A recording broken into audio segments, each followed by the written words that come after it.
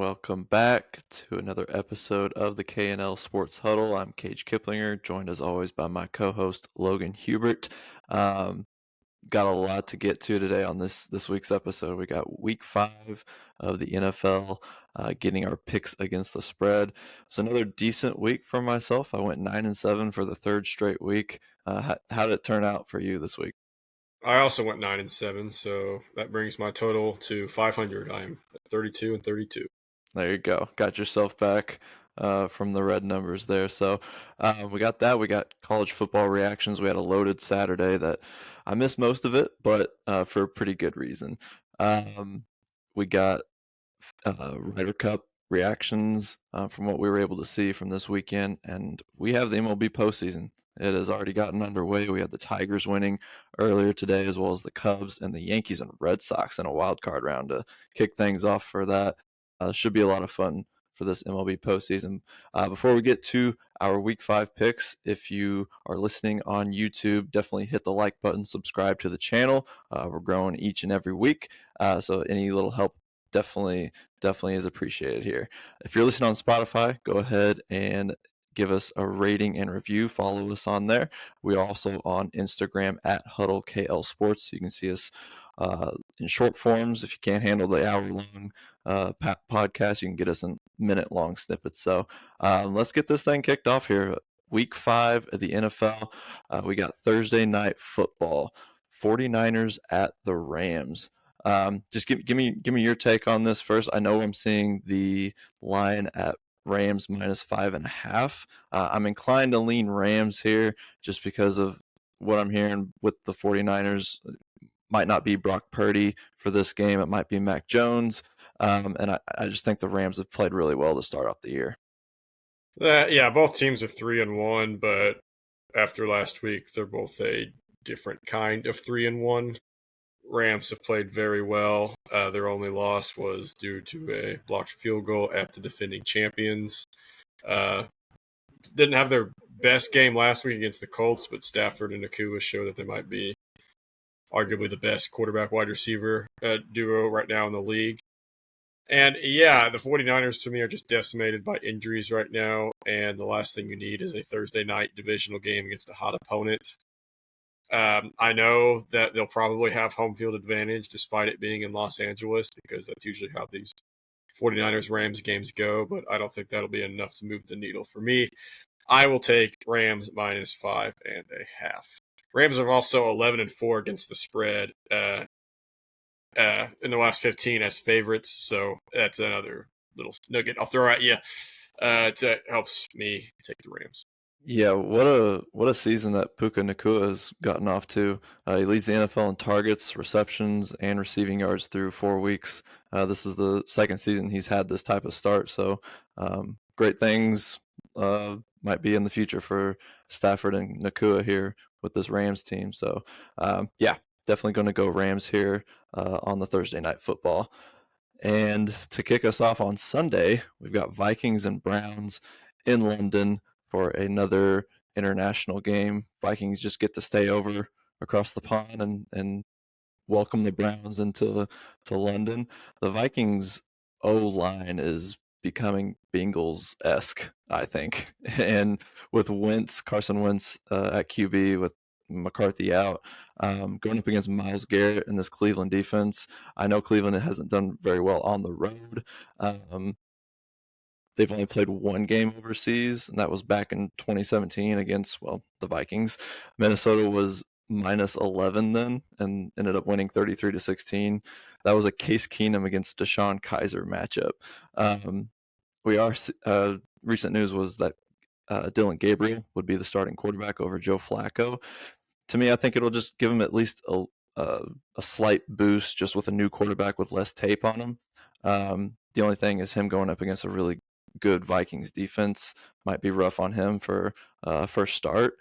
So I am going to go with the number that I was seeing at +4.5. I do like Cleveland here to keep it close with their defense. Yeah, the Vikings do have a really good defense, but every defense sometimes just doesn't have a good day, no matter how good you are, and that was kind of the case last week. That was probably my most unexpected result was the Pittsburgh offense doing that well against Minnesota's defense.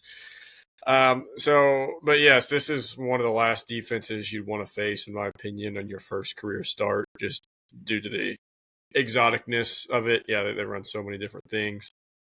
I don't know what the over under is, but I could set it at 20, and I'd probably take the under here because yeah, this just screams not much offense at all with the banged, like you said, banged up Vikings O line against, and then you got a rookie quarterback making his first start against the Vikings defense against a Vikings team that's already overseas. I think that is an advantage, and I saw this at 3.5, and I'm just going to go with the Vikings because I just think they'll want.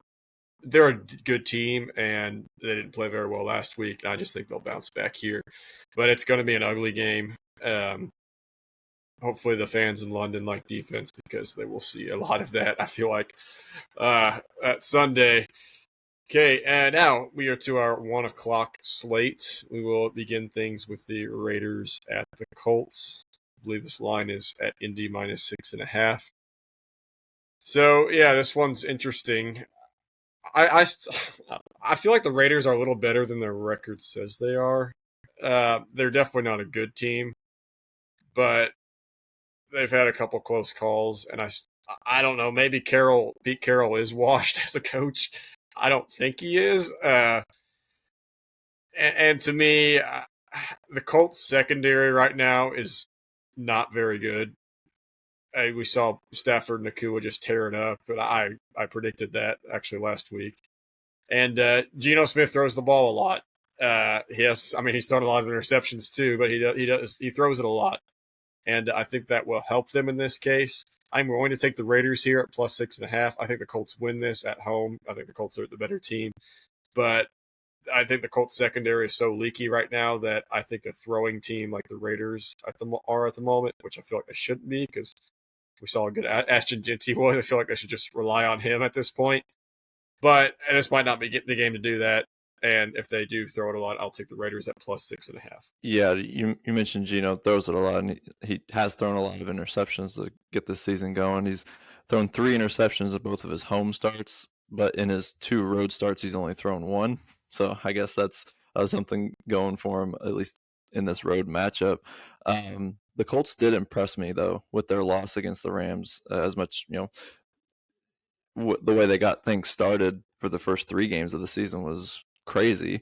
I felt like them losing close to what's probably a Super Bowl contending team in the Los Angeles Rams. It felt like Indianapolis is a legit team. In Week 4 versus the Rams, Daniel Jones went 10 of 11 for a touchdown and no interception when under pressure, and 6 of 8 for a touchdown when being blitzed. So in this matchup where he's going to be going up against one of the best edge rushers in the game with Max Crosby, I feel pretty good about his chances against this defense. And I just, at this point, I'm not liking what I'm seeing from Geno Smith to start off the year. He's just, when I watch him, he's throwing it into a lot of double coverage, triple coverage, just very risky throws that he's making in these games. So I will go with the Colts here to bounce back and cover the spread. I like the 6.5 just to get them, under that 7. So I'm feel pretty comfortable going with the 6.5. On to the Giants versus the Saints. This is a fun one, right? We got Jackson Dart against Spencer Rattler. What a matchup between these two teams. The big loss for the Giants, obviously, is Malik Neighbors, their star wideout, being out for the rest of this season. This guy, 50.8% of their team's air yards entering Week 5, 26% of their targets, over 30% of their receiving yards, and 6 of the Giants' 9 end zone targets. As an underdog of 10 points or less, Rattler is 0-7 against the spread. But in this situation, I think sometimes, I've said it before with other teams, sometimes the team is just due.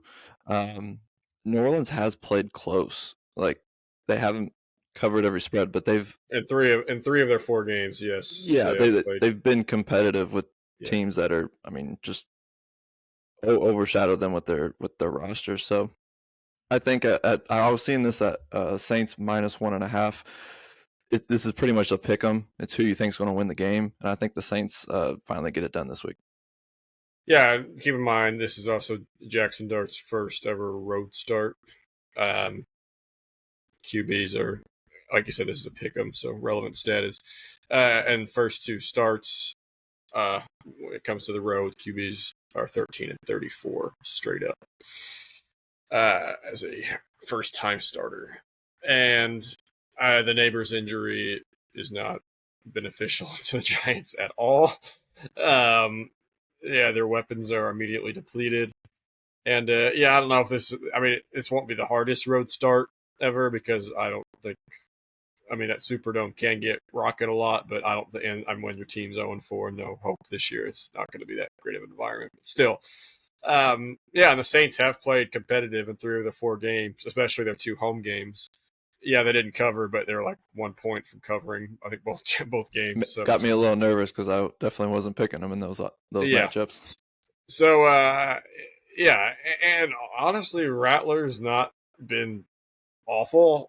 Like he's been respectable given the circumstances, and I'm kind of rooting for him here because I feel like he's played well enough to deserve a win at this point. And yeah, the Giants. If this was 2 0-4 teams going at it, I'd probably lean Giants. But with the Giants getting that win unexpected win last week, I think they might be riding too high. The Saints might come in at home and get past them. So I'll take the Saints also as well at -1.5. Okay, now we get to the Cowboys going to a stadium they're familiar with, just not the team they usually play at the Meadowlands, the New York Jets. Cowboys are favored. I last checked 2.5. Yeah, Cowboys got probably the best feeling tie you'll ever see. Normally, teams don't feel very good at all after neither team feels great with a tie, but given the circumstances that Cowboys were big underdogs, it was Micah Parsons' homecoming, and the fact that it was the Cowboys' offense that just shredded the Packers' defense all game, and it ended up in a 40-40 tie, like that high Yeah, scoring. Very well done by the Cowboys. Everyone Pickens had knows a their great game. defense. Yeah, everyone knows their defense sucks, and their defense sucked again against Green Bay. Like that didn't surprise anybody. But yeah, the way how dominant their offense looked without CeeDee Lamb too. Like there no CeeDee Lamb. He was just uh, Jake Ferguson. George Pickens had a big game. Javonte Williams has kind of had an unexpected year. He's kind of brought the Cowboys rushing attack back from the dead because it had been dormant for a few years. And yeah, I think the Cowboys are just with Dak under center. I think they've got a good presence there. Jets are very bad at the moment. I'll take the Cowboys -2.5. Cowboys are also 6-1 straight up and against the spread. Whenever they are road favorites after one of their primetime games in the Dak era. So that's a pretty good percentage as well. So yep, Cowboys -2.5. What do you think? Yeah, I'm gonna bang this drum uh, probably 10 more times as we go the rest of the season, but Dak does well versus bad teams. He's 39 and 13 straight up and 32 and 18 and 2 against the spread versus teams under 500, winning those games by 9.6 points per game. So Dak, he's done a good job coming off emotional night games. Cowboys are 6-1 straight up and against the spread since 2019 as that road favorite. So off a night contest. So slaps some NYs on these helmets of the Jets, and he's not going to think any different. It's another bad New York team that he's going to dominate. And at 2.5, I think this line is ripe for the picking for him and Pickens to crush this team. So Yeah, another at thing least is give me that a field goal for this. Fields isn't. I mean, yeah, the Cowboys secondary is awful, but Fields will probably have a good game. But I mean, he's never really shown he's the greatest passer in the world. So this is a quarterback that they're not going to absolutely get shredded by. I feel like just because of the way he plays. Yeah. Broncos at the Eagles. This might be the best 1 o'clock matchup that we have here with the Broncos and how good their defense is, and the Eagles obviously being who they are and defending champs. But Bo Nix, absolutely. I mean, it was I knew it would happen. I picked the Broncos in Monday Night Football, but he went out and dominated the Bengals on Monday, moving to 9-2 against the spread as a favorite in his career. As an underdog, though, Nix is just 4-7 against the spread, losing his last 4 starts straight up and against the spread as an underdog. He's also just looked very inconsistent with his mechanics to start this season. It hasn't always looked right, and he'll pull off some big plays, but then he'll make some really bad mistakes. So it's just been give or take with him. I just trust the Eagles. What they've been doing to start this season, their pass defense has been tough to complete passes in the start this year. Opposing QBs are completing 56.9% of passes against the Eagles, the lowest mark in the NFL. The funny thing with this team is they didn't complete the Philadelphia Eagles didn't complete a pass in the second half last week. The first team to win a game without completing a pass in the second half since the Raiders on Christmas in 2023 versus the Chiefs. So they've just been winning in such weird ways without doing much in the air when they have two of the best receivers in the game, but they haven't needed to use them, I guess. And a -4.5, I like them over the Broncos in this situation, especially at home. I think it'll be a letdown game for the Broncos after a blowout victory over a really bad Bengals team. Denver or University of Denver, I feel like somehow the Eagles will play one bad half against them, and then they play another good half. That's how all 4 of their games have gone. They've just played. Yeah, I feel like that's how they play the 07 Patriots too. If they played them right now, like they look really good one half and look really terrible another half. You flip a coin for which half is which. I'm actually going to go opposite of you. I'm going to take the Broncos plus 4.5. I mean, the Broncos have lost 2 games this year. They're 2-2, but those 2 losses they've lost by a combined 4 points, I believe. This line's 4.5. So do that as you will. Just fits, but right? no, yeah. I think the Eagles win by a field goal. This game will be close because that's just how all these Eagles games have gone, and I'm sure they'll get one of these teams will look good in the first half, and the other will look good in the second half. But it'll result in the Eagles winning. Let's see. Eagles have faced Dallas, terrible defense. Tampa, Chiefs, okay defense. Tampa, okay defense, and Rams, a decent defense. So this is the best defense I think they've played. yeah, I would agree with that. So that'll be interesting. Definitely not the best offense, but yeah, I think the Broncos have still looked pretty good this year, even though they're only 2-2. Just unfortunate close losses. So I think they'll keep this close. Eagles win, but Broncos cover at plus 4.5. Okay, another dandy. Panthers and Dolphins. Very similar to the Saints and Giants. Got some doozies this week, man. Yeah. I'm going to take the Panthers plus 1.5. Panthers have played 1 home game so far this year, and they won that game 30-0. I wrote this as kind of a stay away game, and that's how I always feel about 2 bad teams going against each other. It's just kind of a stay away game. Because you never know who's going to show up. But, I mean, it is kind of telling that the Panthers look terrible on the road, but at home they did, by far, not even close, play their best game of the year. Yeah. Now, the Panthers, this line keeps flipping. I got it at Panthers plus 1.5. I have seen a Panthers favorite in this. I'm more confident in the plus 1.5 because the Panthers have not covered as favorites since 2021, which I think is the longest streak since the NFL merger in 1970. That was 4 seasons ago, the last time they covered while being favored. Was that when Cam Newton returned? Yeah, or when Bridgewater was QB, or I don't know, but yeah, it's been a while. And the Dolphins won last week, so they're feeling good. But usually, teams that suck when they win one, it's hard for them to pull off 2 in a row. And Tyreek Hill, that was a big story Monday night. Yes. It looks like he is done for the year. Could be done potentially for his career. We don't know. Just unfortunate injury for an older receiver. And that'll hurt Tua a lot. He's going to have to prioritize Waddle and Darren Waller, who did have 2 touchdowns Monday night. But, I like the Panthers here at plus 1.5, but I would not bet it.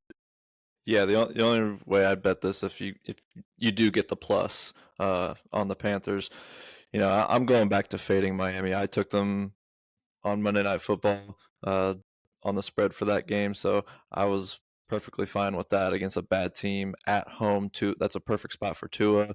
They've been losing up to that point, but off a good win, I'm bringing them back down, and they're getting way too much, I guess, respect being favored in this matchup on the road. Tua is not great on the road. It is a bad team, but with the injury to Tyreek Hill, I don't see it for him. It'll be close. That's why this is at 1.5, and I feel pretty confident in the Panthers at least for 1 week. This is probably be the last time I take them. Yeah, I guess we haven't said the Panthers did look absolutely awful last week at New They did. England, but that was a road game, and they're coming back home for just the second time this year. What'd you think of the Dolphins night jerseys? Yay, nay, iffy, Was not a fan. It didn't not a feel fan. like I was watching the Dolphins. And I don't know that. I guess the black jersey. I just don't think it fits with the Dolphins' color scheme. I don't know. What'd you think? Definitely, if they were ever going to do it for a night game. They Yes. look horrible in the sun. And I don't think they ever would. They never wear black jerseys. Hopefully, in the Miami sun, it'd just be stupid. But I was fine with it. I don't know if I think they should come up with something else. I think they Their should. I throwback think they jersey. shouldn't do a doubleheader with Jets and Dolphins as the first game. So Yeah, yeah. These doubleheaders have been great to start the year. whatever game that Joe Buck and Troy Aikman aren't doing, oof, Although I that would stay away from watching it. although that game was better than the Broncos Bengals because that one Yeah, was all that's because of Burrow. That would have been a close game yeah. if not. If not. All right, Texans at the Ravens. Um, Big news. Lamar. I don't. If this has been confirmed, you can correct me. I don't know that Lamar is confirmed to be out, but it's looking to be that way. Well, Vegas is usually correct. Early this morning, I think the line was about 6.5 in favor of the Ravens. Now it's Texans minus 1.5. So Yeah. So injuries are piling up for Baltimore, and the most important one of that being Lamar Jackson. So it's going to be a huge a knock to them. I believe it's Cooper Rush who will be taking over for Lamar Jackson. He's a respectable backup. Did some decent things under McCarthy last season with the Dallas Cowboys when Dak Prescott was out. But things even before this injury to Lamar, like things are just going not they're not looking right in the Ravens season to start particularly off. their defense. Right. And they've allowed 133 total points through 4 games, not only the most in the NFL, but 29 more points than Baltimore has ever allowed at this point in the season. Um, on the Texans side, we've talked about how their offense has been sluggish, to say the least, to get the season going. But what I'm seeing with Woody Marks and Nick Chubb, I kind of like that. Baltimore has allowed 7 rushing touchdowns this year, tied for most in the NFL with the Titans, who they played last week. So it might be more of the same this week as they come into Baltimore. I'm going with the Texans here. I would have liked it with the plus before the line flipped after Lamar news, but at -1.5, I'm just picking the Texans to win this game. If somehow Lamar does play, I don't care what they put the spread at. You take the Ravens because Lamar has just absolutely dominated the Texans. I think on average, I think I read on average his victories against them have been around 20 points. So yeah, he's owned the Texans. But if he's not playing, you look at the 4 units. That's what I like to do. And if there's one unit that's much better than everything else, you take that team, and that'd be the Texans defense. Without Lamar, the Ravens offense won't be any good. With Cooper Rush, big downgrade. No disrespect to him, but big downgrade from Lamar Jackson.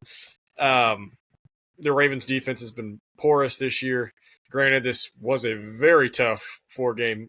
Their 3 losses were at Buffalo, at Kansas City, and home against Detroit. But they did make the Chiefs offense look like something that hadn't looked like in a few years. So I feel like that's like, okay, they really are terrible this year. So yeah, that was concerning. I don't take too much from the Texans shutting out the Titans. We all know their defense is really good. Yeah, they made Cam Ward's life hell. Their offense is not fixed yet, I don't believe. In fact, it was still 6-0 at halftime. Like, it took a while for the Texans offense to figure things out, and that may have just been Tennessee's defense just giving up. Like, I can't put up with this shit anymore from our Right. offense. So, yeah, this could be another ugly game. At the start of the season, this looked like a fantastic game. Unfortunately, yeah, this is now in the same class as Panthers, Dolphins, and Saints, Giants in terms of quality.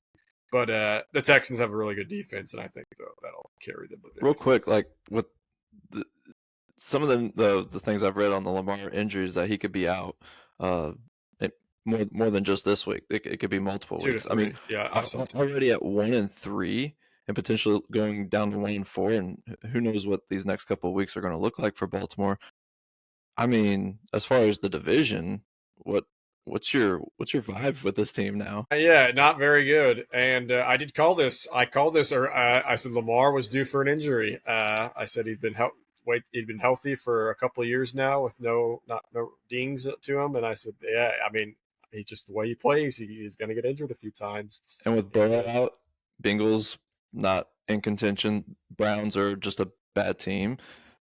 Yeah, my week one hot this division.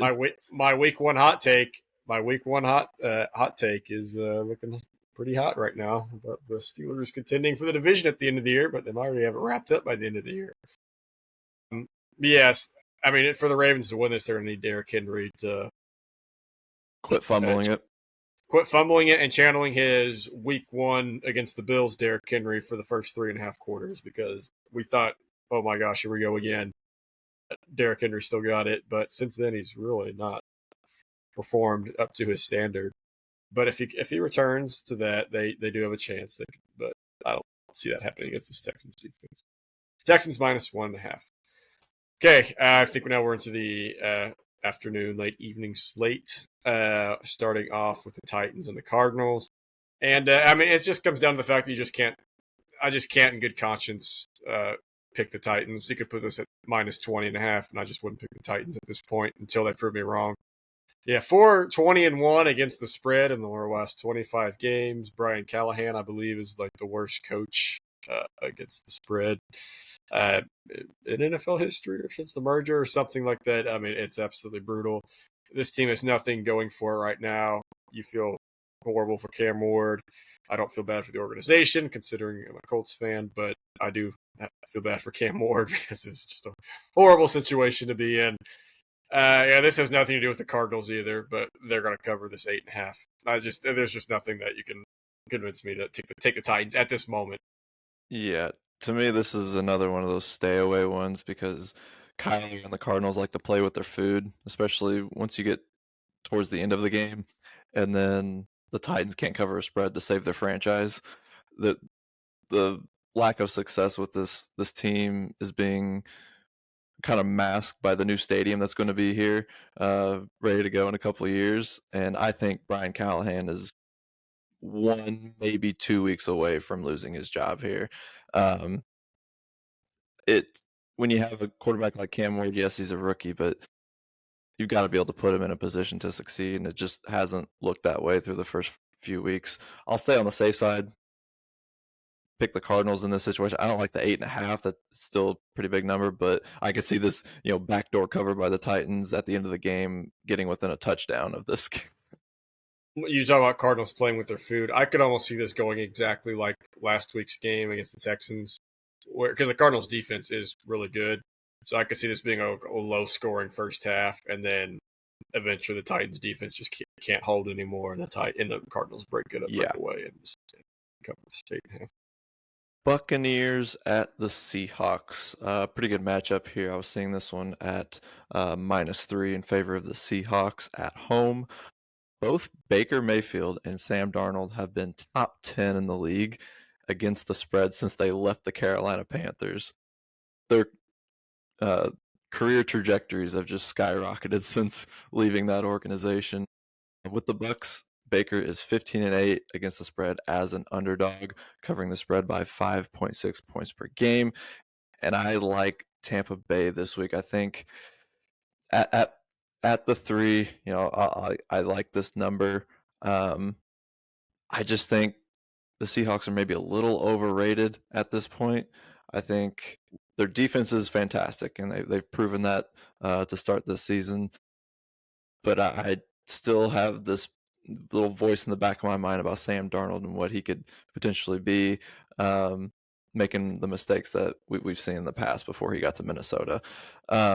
So I think maybe just a little bit overvalued on the Seahawks. I think this is a really good Tampa Bay Buccaneers team. I know they're banged up, but I could see this happening in this game where the Seahawks just get bakered. Yeah, Buccaneers will be without Mike Evans. Also, will possibly without some key defensive guys. Hassan Reddick might be out, so will Jamal Dean in the secondary. And yeah, this I mean, I could see this one could go right down to the wire again, like all these Buccaneers games do. Yeah, this is a tough one. This really is a tough one. I'm with you. I think the Seahawks are slightly overrated. I just think the injuries might be too much for the Buccaneers in this case, especially on the road. I will take the Seahawks -3. Don't feel great about it. This is more like a don't bet, just enjoy the game kind of situation. But yeah, I like the home field advantage for Seattle. Long trip for the Buccaneers after a tough loss to the Eagles. So yeah, I'm going to stick with Seattle. Okay, your Bengals are up next. They are hosting the Lions. I think this is about seven. This is about 7.5, maybe at 8.5 before Monday Night Football the night before. Now it's already shot up to 10.5 in favor of the Lions. Yeah, this is a road game. So the Lions are 10.5 point favorites on the road. So there's always this common narrative, and it usually applies to most teams, that when a team plays a really good game, blows out their opponent, they come back down to earth the next week. That has never been the case with the Lions under Dan Campbell. Yeah, they're after 7-point wins, which they've had a lot of 7+ point wins, which they've had a lot of in these last couple of years. The Lions are 20-5 against the spread in the week after. That is a 80%. Yeah. Yeah. 4 to 5. Yeah. 80% the time they cover the spread. So, yeah. I mean, the Bengals' two pitiful losses were on the road. So this is their first home game since Browning entered the game and they beat Jacksonville. Problem is, I don't know how enthused the fans will be. This is a close game to Detroit. This isn't very far from Michigan. Lions fans, especially more recently, do travel well, so I don't think there will be much of a home field advantage. And yeah, I just think the Lions are playing too well. The Bengals are playing too terrible, so I will go Lions -10.5. I don't even know what I would.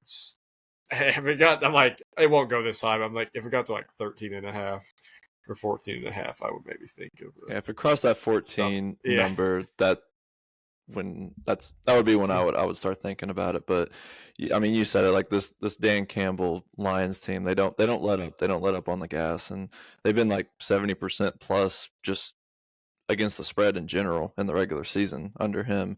All these, you know, this would have probably been like, I don't know if Fox or CBS is getting this game, but this would have been like the prime time for either of those programs. All these primetime spots for the Bengals just getting ruined because of the Joe Burrow injury. He was supposed to be headlining this offense. It's been rough watches for the past couple of weeks with Jake Browning, and unless they go and trade for somebody, I don't have much confidence in them. It looked like they gave up on Monday Night Football. Jamar Chase was getting into it with some of his teammates about the lack of effort. I think they've just given up because they think the season's over because Burrow's gone, and it probably is. But the Lions are cover machines, and it looks like since he's given up, so I can't pick my Bengals.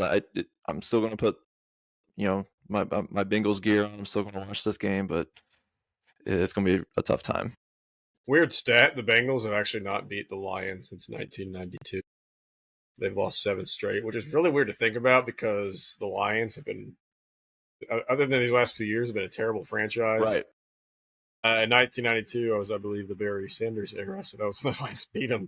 But, I mean, there's been nothing really good about the Lions since then, but somehow the Bengals just haven't been able to beat the Lions. Well, since he's been a bad organization, I mean, they've been carried by quarterbacks like Burrow and Dalton and Palmer and Boomer Esiason and Ken Anderson. Like they've been held together by just a good quarterback play, but they've never had a great defense, and they've just been a cheap organization. So I was saying they're mid. Well, the one exception, I think Dalton was an okay quarterback. That was when they did have a good like. If you paired that 2010s era defense with Burrow now, assuming Burrow stays healthy, that would be a legitimate Super Bowl contender, like the Vontez Perfect and that kind of defense. Because I thought they were okay then, but yeah, yeah. most of the time it's just been held together. Commanders at the Chargers. The one that I think is most important here is that Joe Alt might be missing the next few weeks for the Chargers. That could be a huge issue for this O line.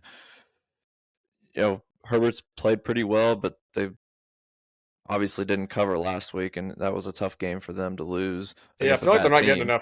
they're not getting enough crap for that. Right. I feel like they should. No one's really been talking. I mean, the alt injury is significant, but yeah, I feel like they should be getting way more of a hard time for that. Yeah. Commanders and the Bills both play on Monday Night Football next week. Since 2019, teams with Monday Night Football on deck are actually covering the spread at a 61% rate, over 500 against the spread in the last 7 seasons.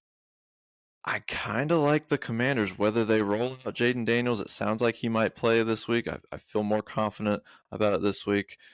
It is, last I saw this was at -2.5.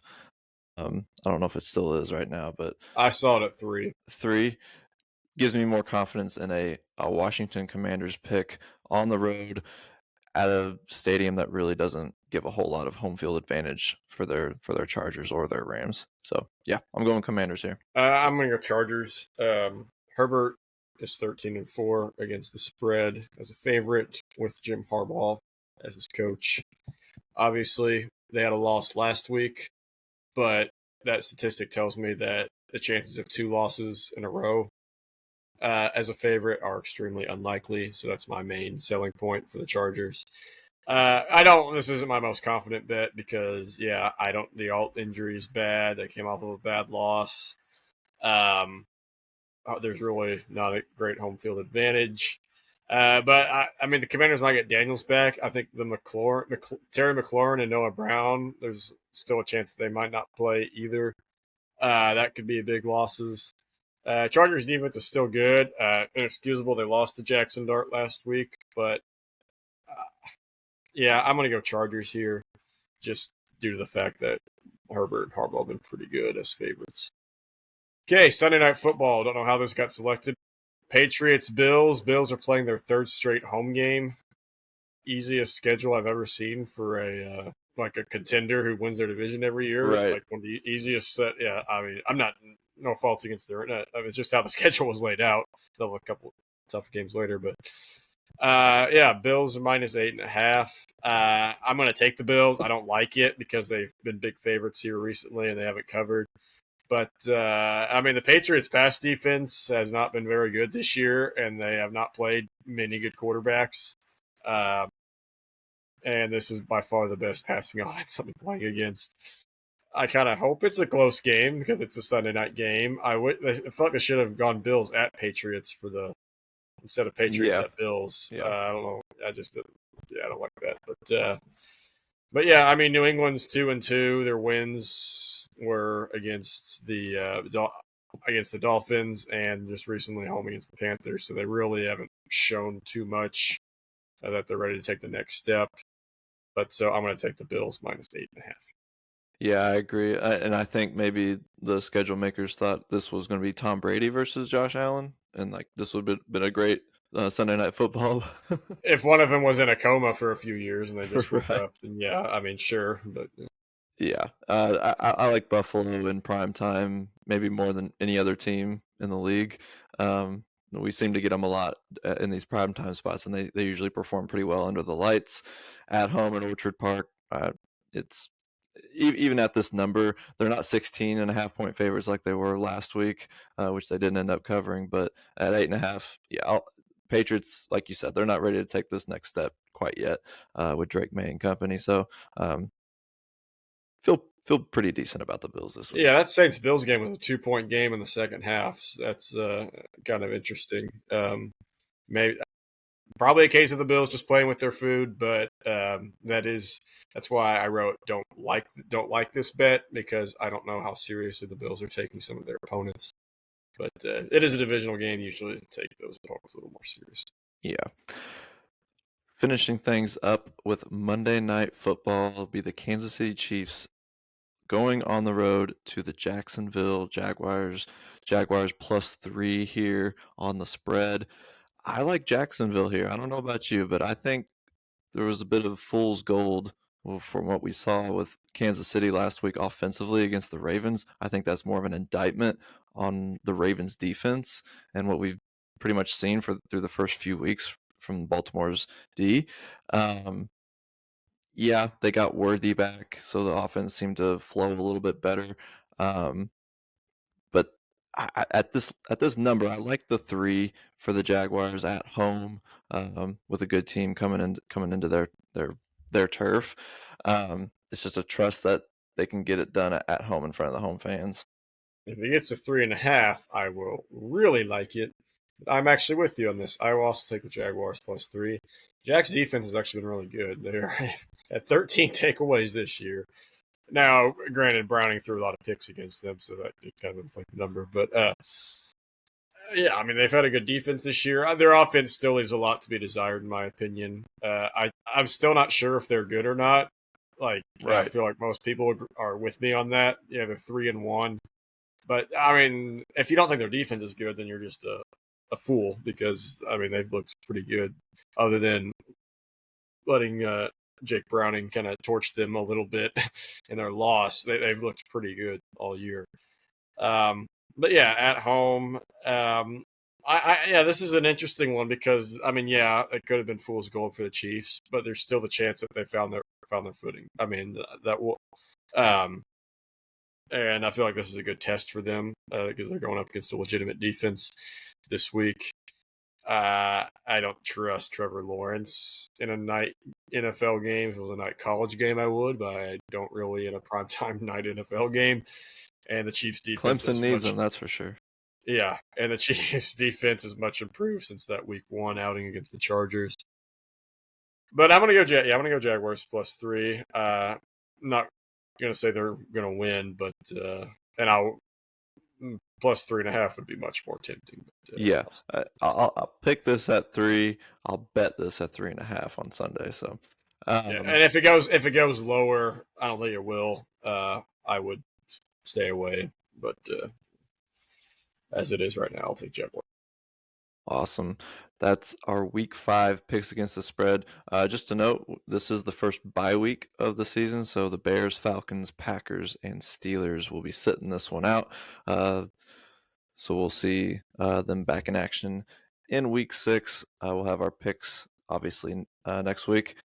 Logan will be on his own. You guys won't have to listen to me. I'll be on my honeymoon. I'll send him my picks. You'll still get to hear who I choose for next week's matchups. But let's move on to college football. We had this huge slate, this loaded Saturday. We missed some of the games, obviously, from my wedding. I hope you had a good time to make up for It it. was I. It was I. Um, but yeah, we had the 2 of the biggest games, I think, in the regular season, with Penn State hosting the Oregon Ducks at home under the lights in a whiteout game, and then Georgia hosting Bama in what was last year's game of the year, hosting Bama in a blackout environment for their under the lights game. So we had 2 really good primetime matchups. Let me just start with Penn State, Oregon. Penn State falls again to a top 10 ranked team. And at this point, we overreacted a lot when Ryan Day keeps losing to Michigan, right? And everyone was on him. They were threatening his family at times, which was crazy.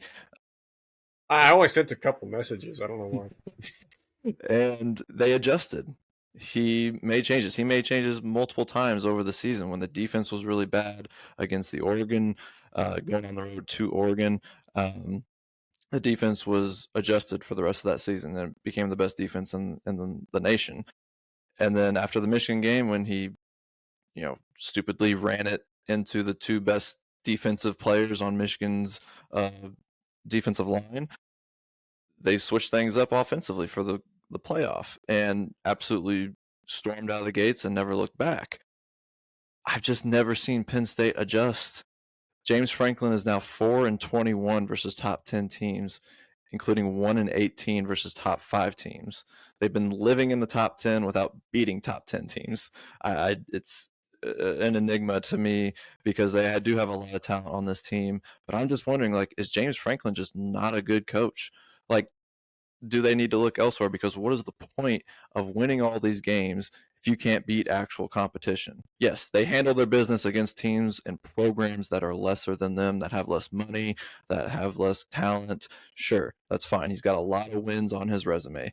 I'm sure they'll bounce back against UCLA and Northwestern and even Iowa, but it doesn't matter when you're not going to beat Ohio State or even IU.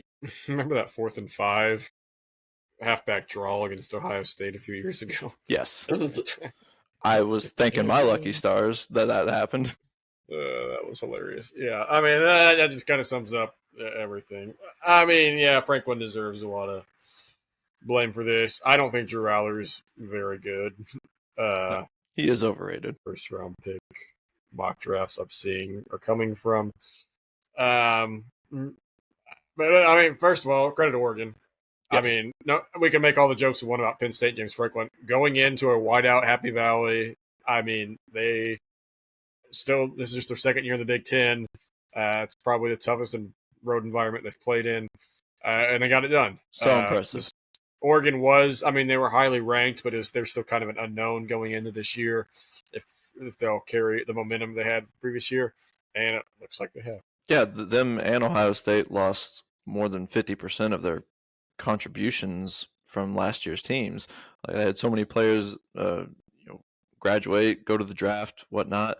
So very impressive victory for Oregon on the road, especially in a whiteout environment.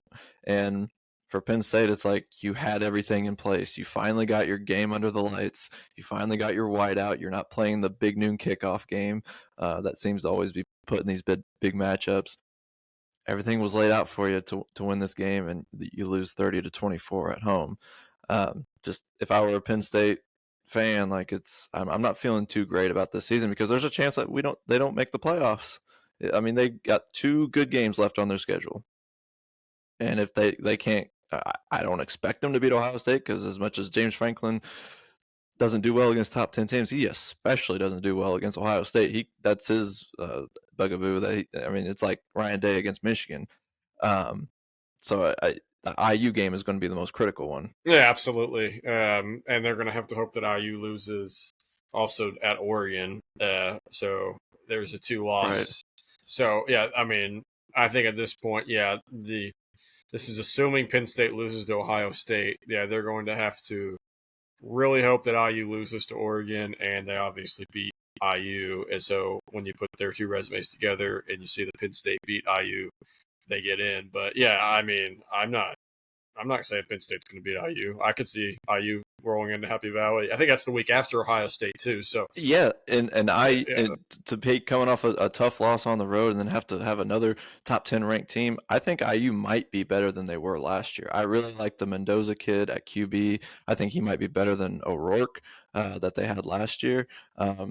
Sneaky team, IU. Last week taught me more about IU than the previous week because under Signetti, they've turned Memorial Stadium in Bloomington into like this house of horrors where teams just go in there and just lose the ability to play football and look really stupid. Right. Like, look at Illinois. Look at Illinois. I mean, they looked, or Nebraska last year, where they just looked terrible all the way around. But then Illinois comes back next week, beats USC. What they have not shown is the ability to win on the road in a hostile environment. And yeah, it was a close game, a very competitive game against Iowa, but they went in there and got the job done. And I feel like that taught me a lot more about IU than the Illinois game did. So yeah, I think IU it's going to be a tight race. Assuming Ohio State's safe, that they're going to win what they're supposed to, and Oregon's probably safe, assuming they can handle IU at home. Yeah, it's going to come down to that Penn State IU for the playoff spot, in my opinion. I would love to see a home playoff game for IU at Memorial Stadium. I think that would be pretty cool to see in that environment. It could really work to their benefit there. Um, let's switch gears to the SEC. Bama takes down Georgia on the road. This one surprised me because Bama, that first week against Florida State, we thought, oh no, here we go again. They're going to be uh, on the outside looking in of the college football playoff. They had bounced back with some good games the past couple of weeks. We thought things were starting to get back into gear for the Crimson Tide, and then they win this huge game against Georgia. Now, as great as Kirby Smart is, this is the one team that he's always struggled with. It's kind of this narrative that these great coaches always seem to have one team that they that they struggle with, and Bama's the one. And it used to be Nick Saban, and now it's Kalen DeBoer. But I didn't get to see as much of this one and replays of it. What did you think of this game, Bama coming into Georgia and taking Yeah, this one? unexpected for sure, especially considering it was in Athens. I mean, things are looking exactly the same as last year. Alabama beating Georgia, feeling all good, and then who's next on the schedule? Vanderbilt. Difference is Vanderbilt's ranked this year, and DeBoer and Alabama have struggled against unranked teams. It's the ranked teams that they've played pretty well against. They're going to be So, taken seriously this time around. I'm telling you yes. that much. So yeah, yeah, huge win for Bama. It's amazing how much the narrative's changed in just the last few weeks after that Florida State debacle. Speaking of Florida State, yeah, I feel like that game against Virginia might get Field Storms banned. Wow, that It was was so fast. I've never seen a field storm happen so quickly yeah, at the end of the that game. was, and I'm all for field storms, but I mean, there's got to be some regulation on that. Like, I don't want them to ban them, but I mean, you can't have that happen. I'm sorry It's dangerous. Yeah. that was just that was just dangerous. I'm assuming that Florida State wide receiver is alive. I mean, we never got a rest in peace post about him, so I'm assuming he's all right. But I mean, that really could have been bad. Yeah. Yeah. So the top games. One more thing at LSU. Okay, are they a fraud? Because that game against Clemson, we thought was this huge game. Clemson ended up being one of the worst, top teams in the nation, and I just their offense looks awful. Their defense is good, but I just don't think that's going to hold up for a team that we thought might be a top contender. It's a Brian Kelly coach team. That's all there is to say. Of course, they're going to be relevant at times, but then they'll never be taken seriously by the end of things. Okay, big games this week. Mentioned earlier, Vanderbilt at Alabama. It's two ranked teams. Not a ranked matchup last year. That was that was when Vanderbilt upset Alabama and Nashville. That was a big upset. Another one that's interesting, not as interesting as it was maybe at the beginning of the year, but I still find it interesting for maybe other reasons now, is Texas is finally playing a legitimate opponent again. They're going to Florida.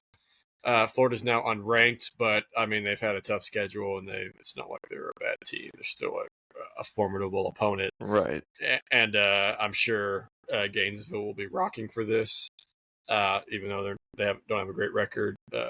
Texas, They want to see Arch Manning sweat. That's for sure. yes, and I could see that happening both because of the pressure and because it'll probably be humid down there too. Big 12 action. We got number 11 Texas Tech at Houston. You might just look at that and think, well, that's not an interesting matchup. Well, both teams are undefeated. And it's at Houston. I know, like I mentioned before, we don't really do college spreads too much, but it is interesting that Texas Tech's a 10.5-point favorite here. Might be a little disrespectful to Houston, right? Because I mean, Houston is pretty good too, in my opinion. But we saw what Texas Tech did to Utah, so I mean, they're definitely a legitimate team. And then Miami at Florida State. This game lost a bit of luster because Florida State got upset by Virginia. I mean, that was a tough game. Went to overtime at Virginia, but so I still think Florida State's a good opponent. Yes. Miami is now up to 3. They are 4.5-point favorites. This game will be at Tallahassee, so the Seminoles will have the home field advantage. But I guess for me, that's the game of the week. because, like I said, Florida State lost, but they're still. Don't forget, Minnesota's going into the shoe. I think that might be a good one. Okay, yeah. I mean, Ohio State ended Washington's super long home streaks, and they did. covered. I mean, if anyone expected a blowout in that, like Ohio State was just going to run away with that, I was going to tell you were going to be wrong going into the game. Washington's a good team, and what impressed me is Ohio State's defense. I mean, this is the best defense in the nation, in my opinion. And I know I'm a homer for the Buckeyes, but I don't think we've seen the peak of what the offense could be. I think there's still just a lot that Ryan Day is holding on to in that call sheet, and Ohio State's looked really good. That's all I'm And going that's to say. also why Archie Manning got way too much crap for that game at Ohio State in his first career road start. Right. I mean, come on.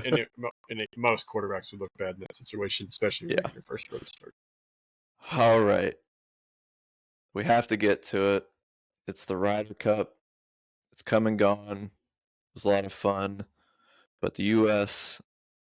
takes the L as the Europeans survive a furious rally on Sunday by the Americans in singles, and the Europeans hold on to the Ryder Cup in a 15-13 victory. This was a pretty big gap coming into Sunday, and I think we showed that we still had a lot of fight left in us. Ireland's Shane Lowry's tie with Russell Henley in the 8th match gave the Europeans their 14th point, guaranteeing they would retain the Ryder Cup after they won in Italy 2 years ago. Europeans won only one singles match on Sunday. Sweden's Ludvig Åberg beat Patrick Cantlay 2-1, the lowest total since Great Britain went 1-6-1 in 1957. So I don't know what to make of this. There was a lot of drama between DeChambeau and Tommy Fleetwood and Justin Rose.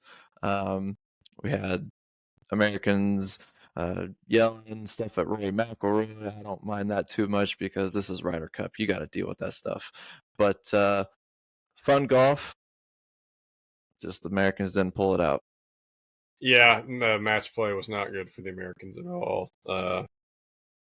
Speculations that Scotty's just not a good match player. Like that's just who he is. He's a good singles player. Well, when does he have to play it during the PGA Tour?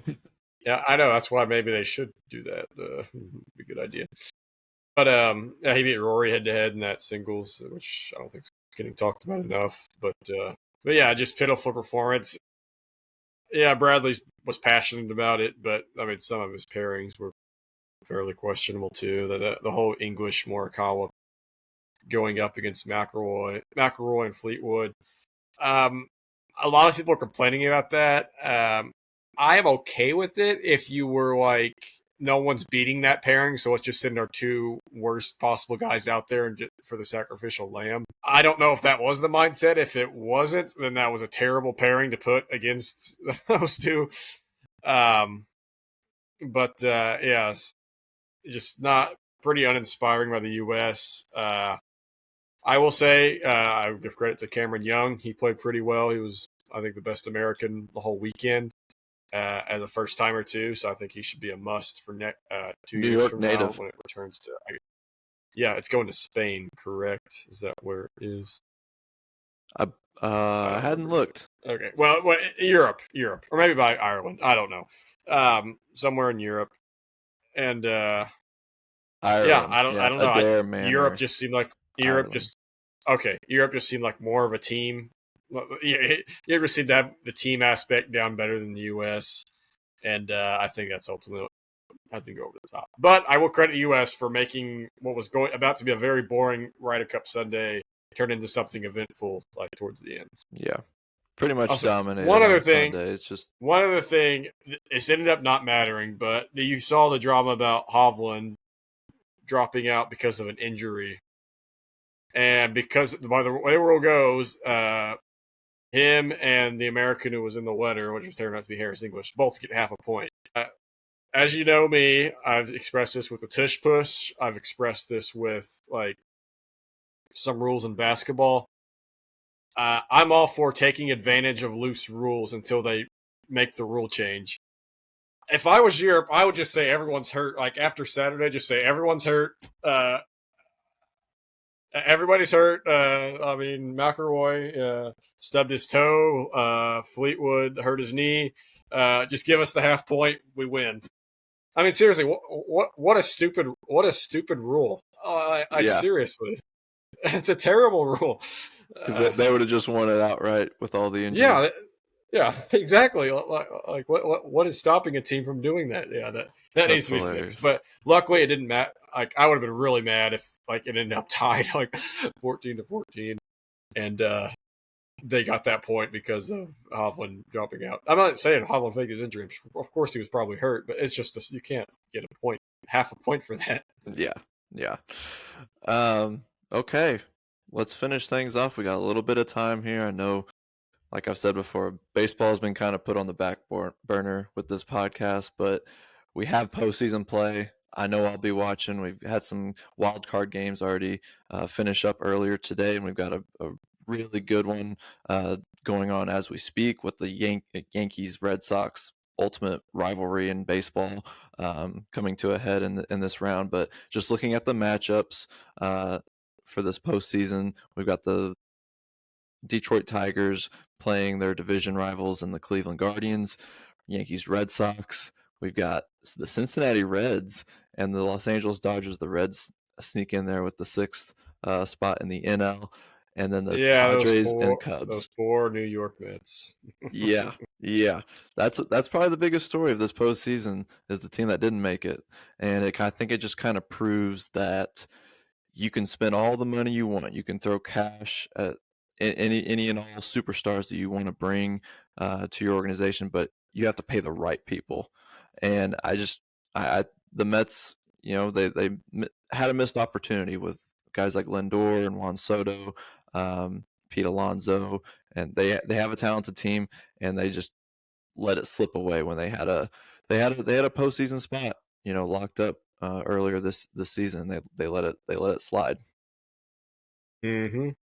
And I am sticking with my preseason World Series prediction. Both my teams made the postseason, so I will go Dodgers, Red Sox, and I believe I did have the Dodgers repeating as champions. They're definitely not favorites to make it, but I'm not going to change my prediction. Luckily, Red Sox have taken the lead, top of the eighth. They're now up 2-1 against the Yankees. Yeah, I actually feel pretty good about the Red Sox. They were my AL pick to make it to the World Series, Mm-hmm. so still got them. The Braves ultimately started off rough, and it didn't get prettier for the rest of the year. But um, Cubs look pretty good. I think they have a really, really solid Yeah, team. I have Cubs and Dodgers for sure in the NLCS. I feel fairly confident about that. You just can't trust the Brewers in the postseason. Yeah, and I And I think mean, yeah, Phillies are good. I mean, Phillies are damn a good. But The Dodgers Phillies matchup that I think will yeah, come to fruition will be an all timer for the National League side of this. And then if we get Cubs and Brewers, obviously that that's a divisional matchup for the yeah, NLDS.